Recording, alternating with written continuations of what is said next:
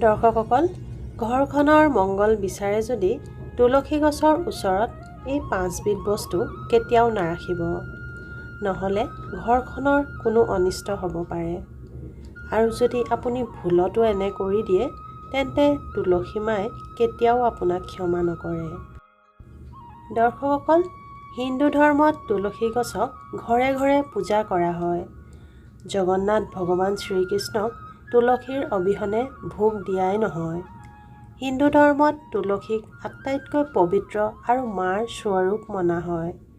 তুলসী মা বৰ মৰমীয়াল হয়, যিয়ে নিজৰ ভক্তক কেতিয়াও নিৰাশ নকৰে। যি ঘৰত তুলসীৰ গছ লগোৱা থাকে, তাত তুলসী মাই বাস কৰে। আপোনালোকে নিশ্চয় জানে যে আয়ুৰ্বেদৰ দৃষ্টিতো তুলসীক ঔষধি গুণসম্পন্ন বুলি মনা যায় আৰু এই গছক সঞ্জীৱনী আখ্যা দিয়া হৈছে।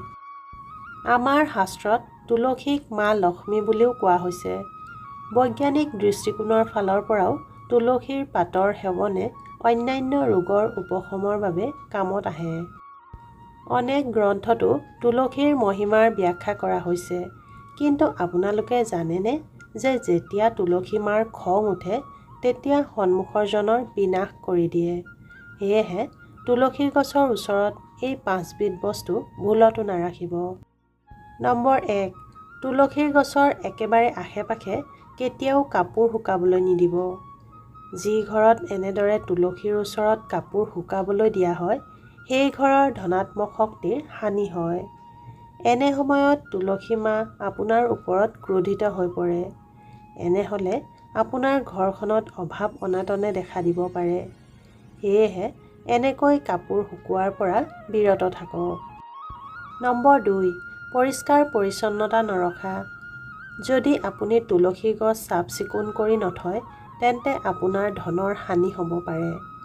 এনে সময়ত আপোনাৰ তুলসীৰ গছ শুকাব পাৰে আৰু আপোনাৰ ঘৰৰ পৰা একেবাৰে তুলসী মা আঁতৰি যাব পাৰে। সেয়েহে তুলসী গছৰ চাফ-চিকুণ কৰি থাকিব। নম্বৰ 3, যদি আপোনাৰ ঘৰত তুলসীৰ গছ আছে, তেন্তে তাৰ ওচৰত ভুলতো গণেশ বাবাক নাৰাখিব। যদি আপুনি এনে কৰে, তেন্তে আপোনাৰ ঘৰত তাণ্ডৱ হ'ব পাৰে। হাই-কাজিয়া, আনকি কোনো দুৰ্ঘটনাও হ'ব পাৰে। সেয়েহে এনে কৰাৰ পৰা বাচিব লাগে। নম্বৰ 4, যদি আপুনি তুলসী গছৰ ওচৰত ভুলতেও জোতা-চেণ্ডেল ৰাখে, তেন্তে তৎক্ষণাতে আঁতৰাই দিব, নহ'লে যিকোনো বিপদ হ'ব পাৰে। যদি আপোনাৰ পৰা এনে ভুল হৈছে, তেন্তে তৎক্ষণাতে ক্ষমা খুজি লওক, নহ'লে ধনৰ দেৱী মা লক্ষ্মী আপোনাৰ ঘৰৰ পৰা বহু দূৰলৈ আঁতৰি যাব। নম্বৰ 5, যদি আপুনি ভুল কৰি শিৱলিংগক তুলসী গছৰ ওচৰত ৰাখে, তেন্তে মহা বিনাশকাৰী হ'ব পাৰে। কোনো কোৰ্ট-কাছাৰীৰ কামত ঘূৰিব লগা হ'ব পাৰে। সেয়েহে তুলসীৰ ওচৰত কেতিয়াও শিৱ বাবাক নাৰাখিব। কেইটামান দৰকাৰী কথা। তুলসীৰ গছৰ তলত কোনো সাৰ, ঔষধ আদিৰ প্ৰয়োগ নকৰিব। অযথা কাটিং নকৰিব আৰু কেঁচি, কটাৰীৰ ব্যৱহাৰ নকৰিব। আপুনি হাতেৰেই তুলসীজোপাৰ যত্ন ল'ব, তাকো গা-পা ধুই। আজিৰ ভিডিঅ'টো তেন্তে ইমানেই।